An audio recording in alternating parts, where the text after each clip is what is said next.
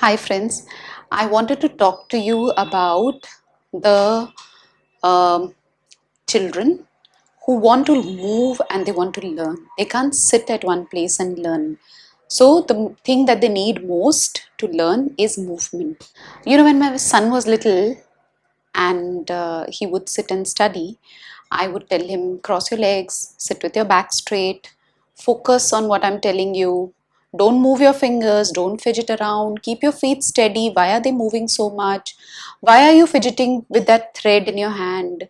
Why are you fidgeting with your hair? So I had a whole lot of instructions that I would give to my child all the time. So this was one Reena who was at home.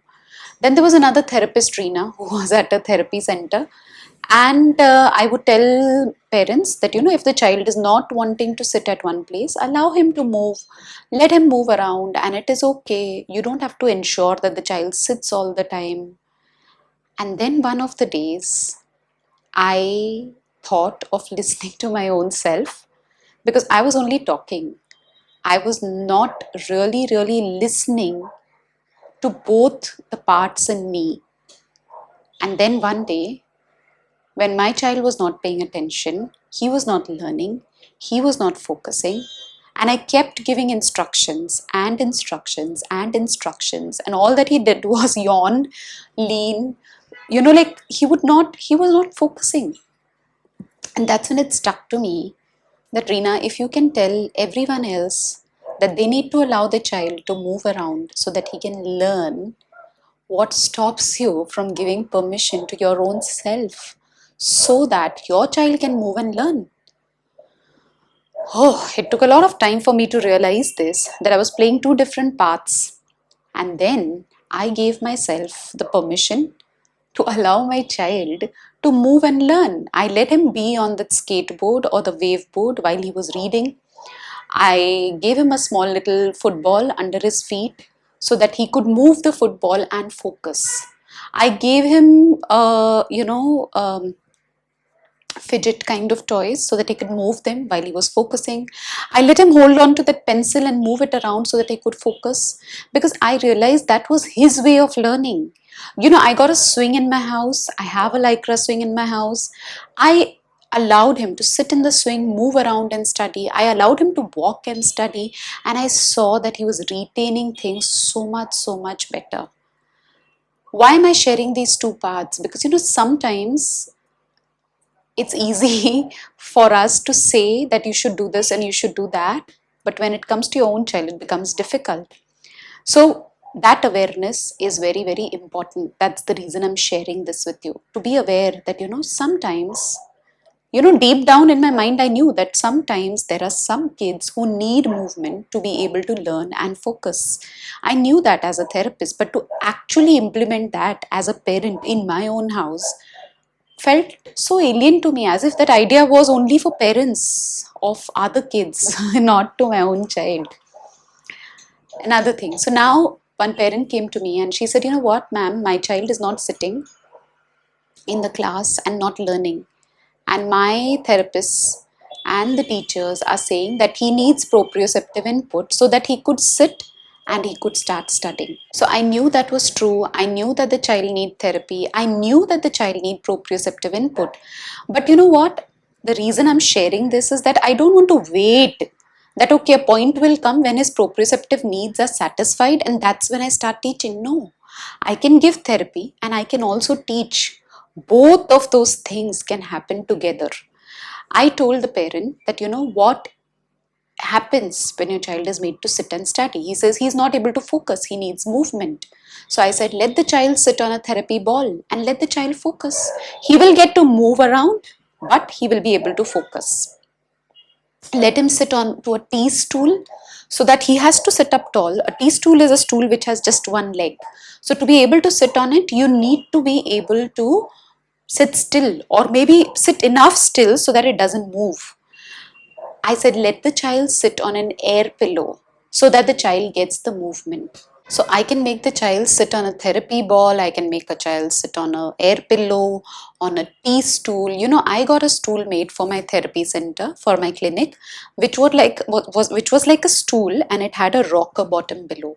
So I can make him sit on that kind of a stool. What he just needed was movement. So if I let him move around like this and focus, he will be able to sit in the class, and that can help him to focus better. And simultaneously we can work on giving therapy so that that skill gets improved. He's able to sit for longer. I can give things under the child's feet. It could be a therapy ball under the foot, or it can be a small little air pillow under the feet so he can keep moving his feet.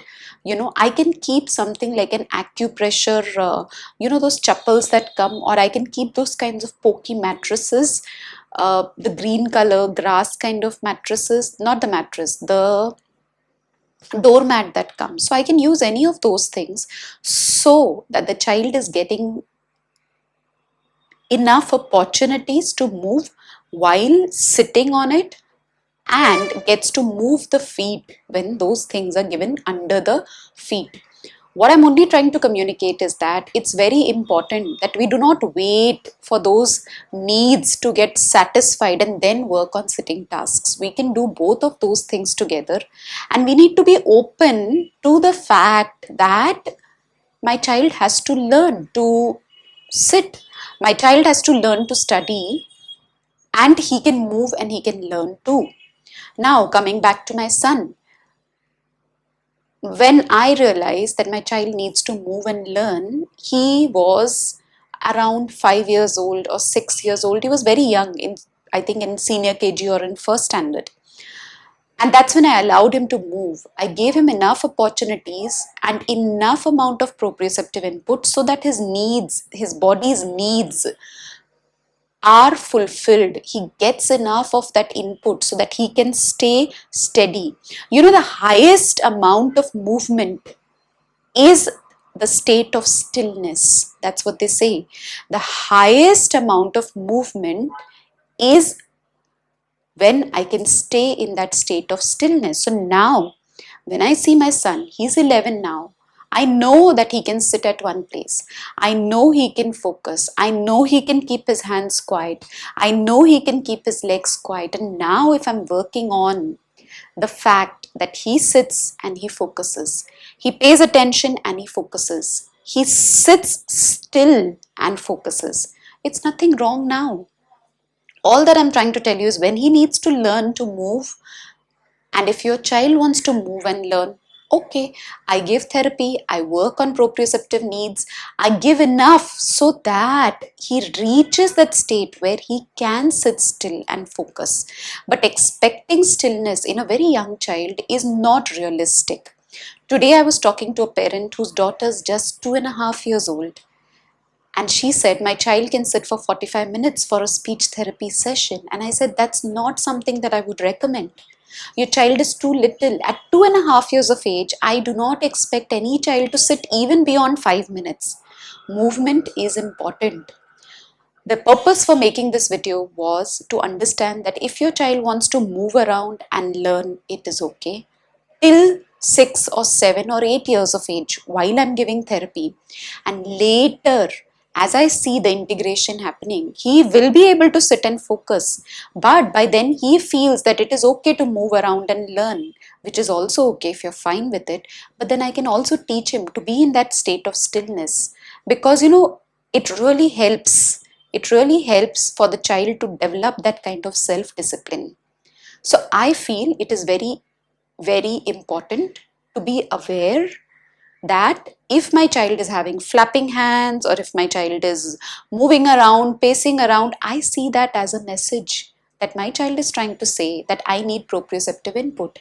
And also, before sending the child to a school, I will give him enough amount of proprioceptive input. I can take him for a walk, I can do cycling, and then make him sit.